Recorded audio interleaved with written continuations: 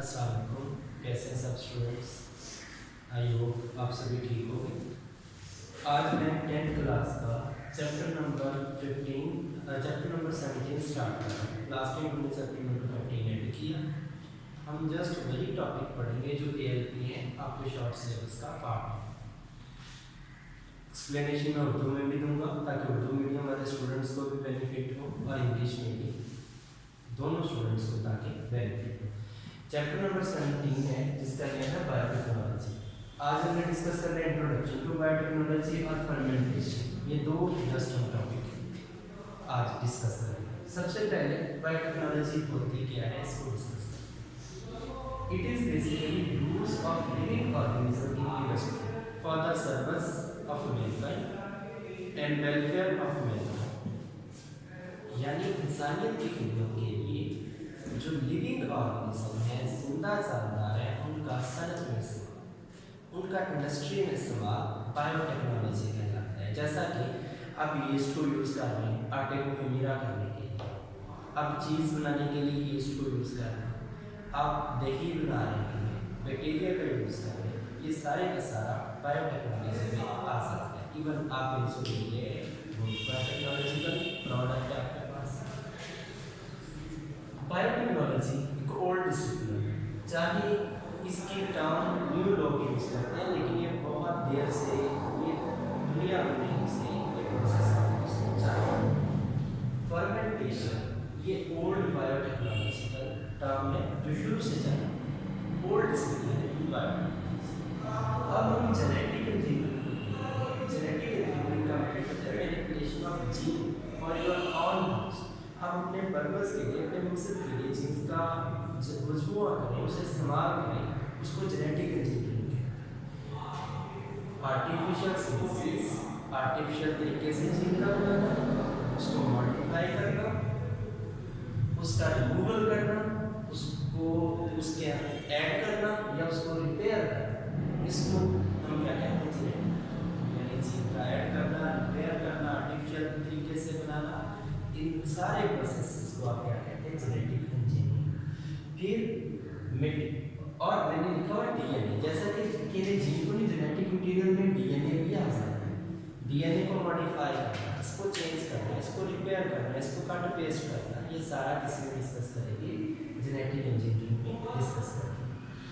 1944 में genetic engineering का basic work start हुआ, जब ये पता चला कि DNA जेनेटिक इंफॉर्मेशन, DNA के पास क्या होती है genetic information, genes related information DNA के पास।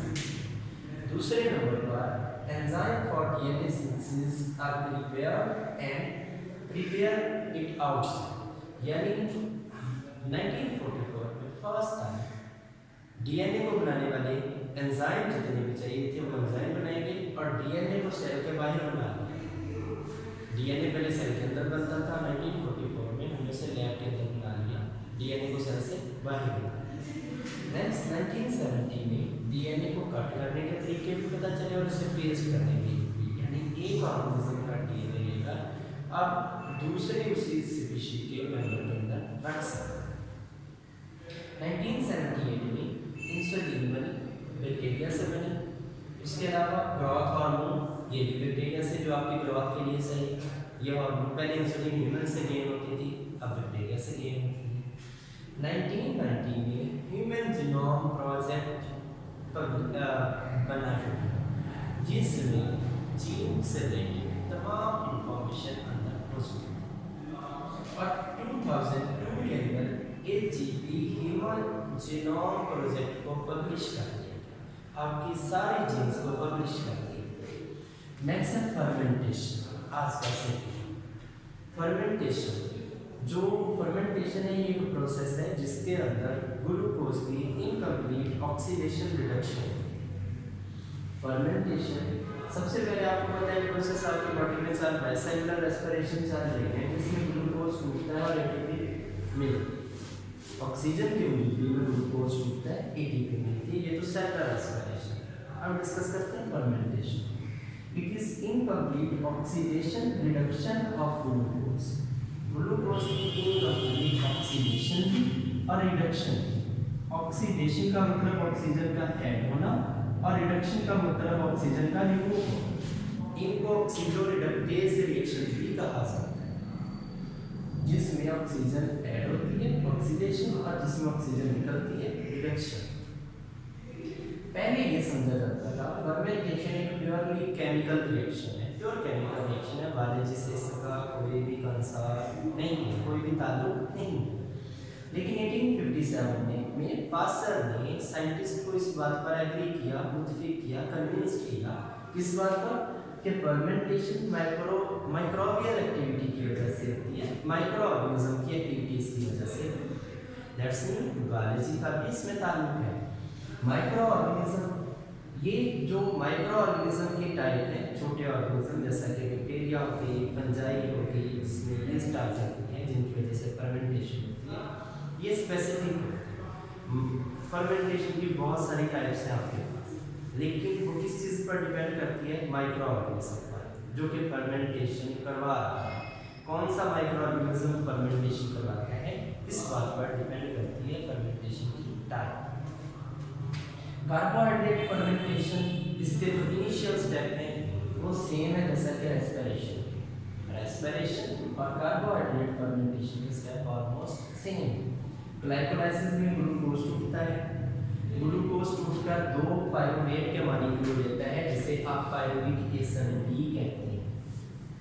इसका दूसरा नेम क्या है? पायरुविक एसिड भी कह रहे हैं या पायरुवेट। एक पायरुविक एसिड 3 कार्बन कंपाउंड है, ग्लूकोज में 6 कार्बन है, टूटा 2 पायरुविक एसिड देती है, 3 कार्बन वाले 2 पायरुविक एसिड आपको मिलते हैं। अब different micro organism different product देते हैं, ये बात डेफिनेटली यीस्ट और प्रोडक्ट देगी, बैक्टीरिया और प्रोडक्ट देंगे। माइक्रो ऑर्गेनिज्म डिफरेंट प्रोडक्ट्स देते होते हैं, जो माइक्रो ऑर्गेनिज्म की काइंड्स भी डिफरेंट होती है।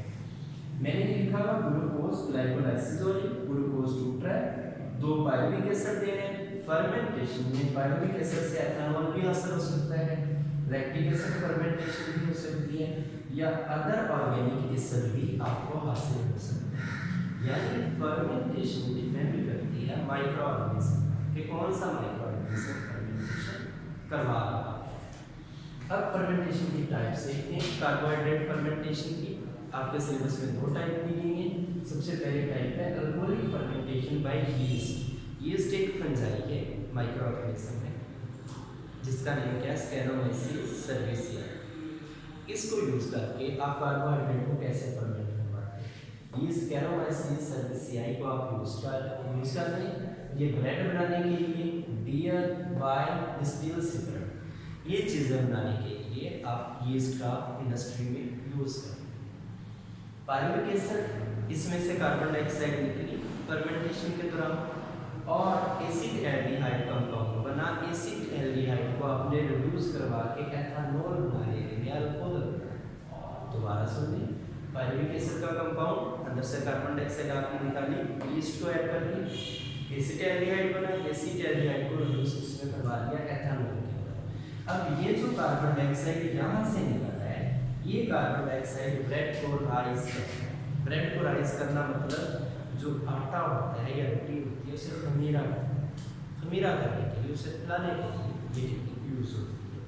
पायरुविक एसिड का कंपाउंड था, उसने आपको दिया एसिड एल्डिहाइड, खारिज की कार्बन डाइऑक्साइड। एसिड एल्डिहाइड से आपने क्या बना लिया? एथेनॉल। सेकंड टाइप है lactic acid fermentation by bacteria. इसमें जो बैक्टीरिया यूज होते हैं वो आपके पास ये लिखे हैं स्ट्रेप्टोकोकस और लैक्टोबैसिलस, जो दही के अंदर भी होते हैं, वो बैक्टीरिया यूज होते हैं।